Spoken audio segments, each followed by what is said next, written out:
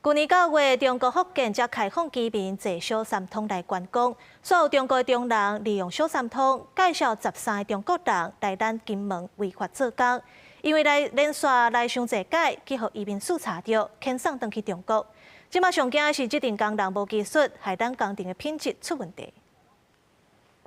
工人客满工地楼梯间，不过因并不是合法外籍移工，而是来自中国的非法做山工的人。因为几摆入境甲每一摆停留到入境许可期满才走，互移民署甲福建省调查处等单位查获。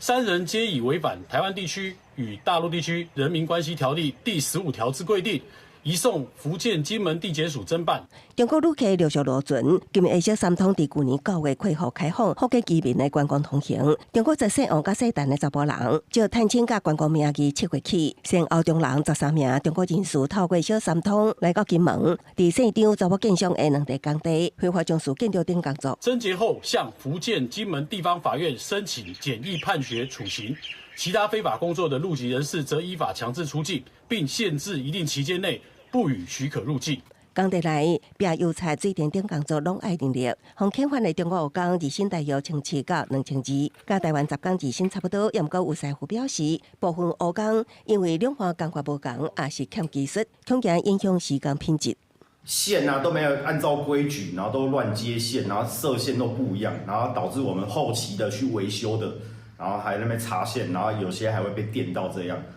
然后很麻烦，那个